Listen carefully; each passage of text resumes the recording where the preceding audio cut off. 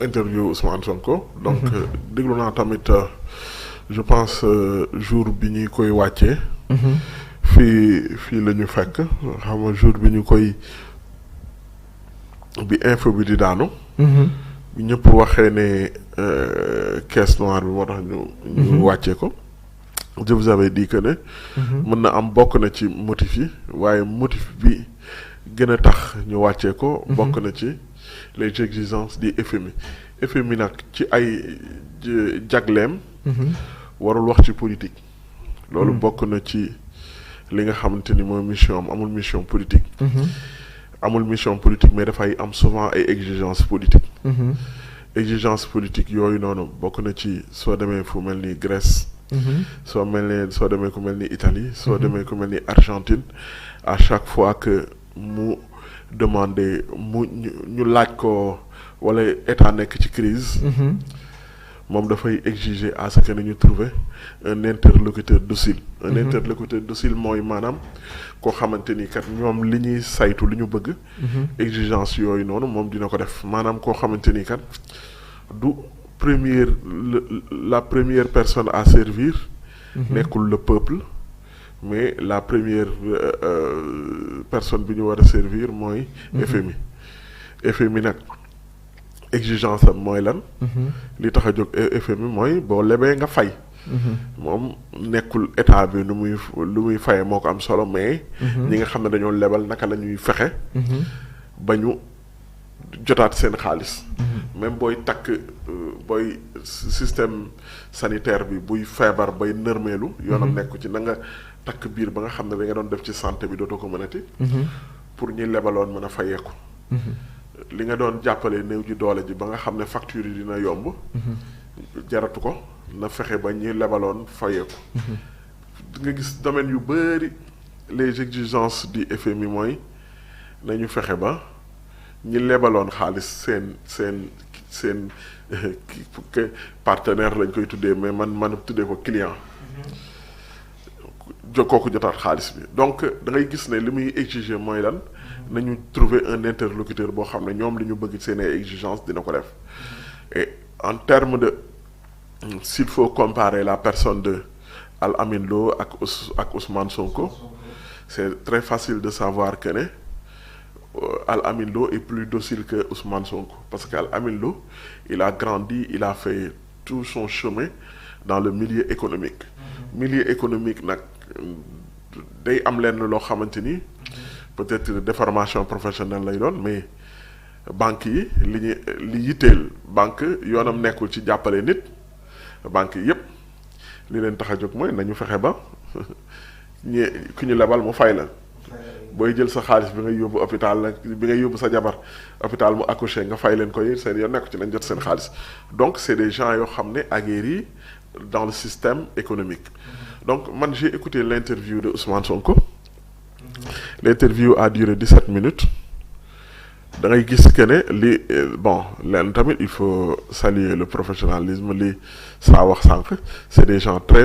pragmatiques ils vont à l'essentiel et après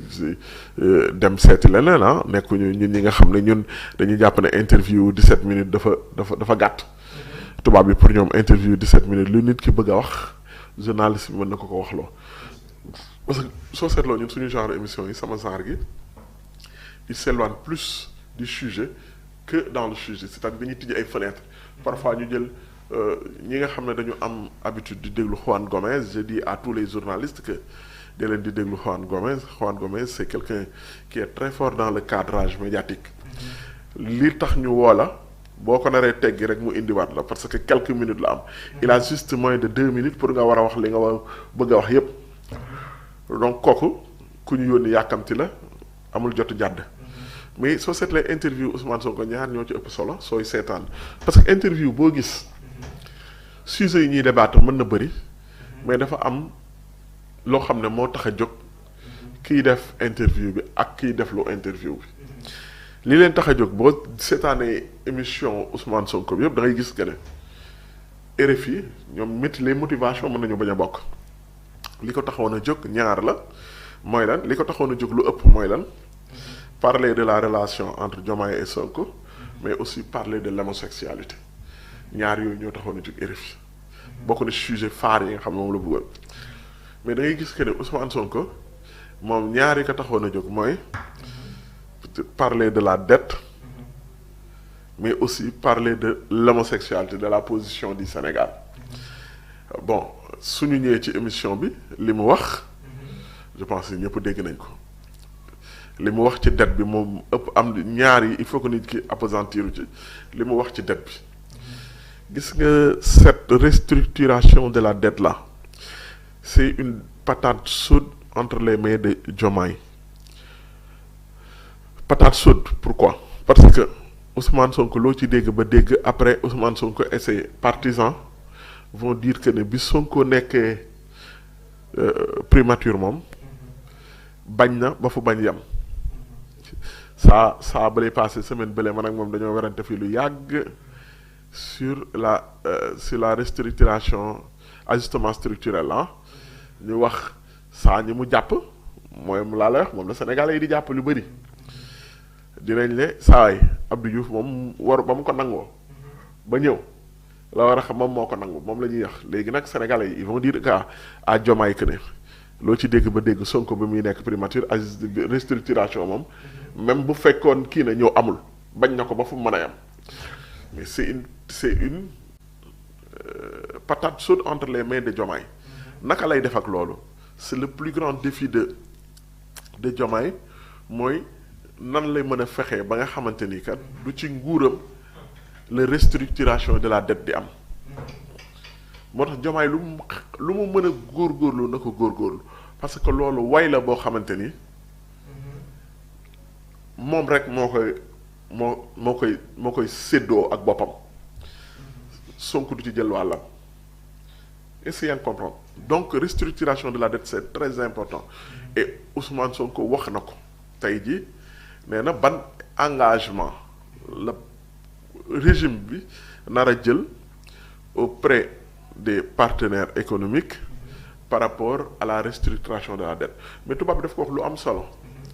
il a posé une question très importante pour man neewoon na leen parce que xam naa leen ñoom ni ñuy kiiwee parce que ni ñuy réagir dette bi pourquoi waroo leen woon a bañ remboursement bi il y a des gens il y a beaucoup d'experts qui disent que ne Sénégal fay bi sax da ko ci warul woon fekk parce que dette boo xamante ni yow bi ngay ñëw c'est vrai que régime précédent moo ko leb mais FMI daf cee am part de responsabilité boo xamante ni ñoom le directeur général du FMI daf ko wax nee na ñoom am nañ ci part de responsabilité mais ñaari mbir bu amee ñaari nit yàq ko man ak yow bu ñu jëndoon benn télé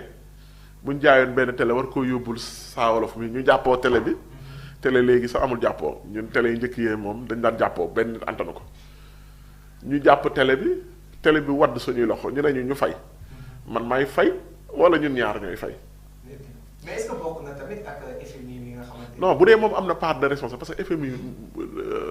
moom mission mooy fexe ba saytu économie réew yi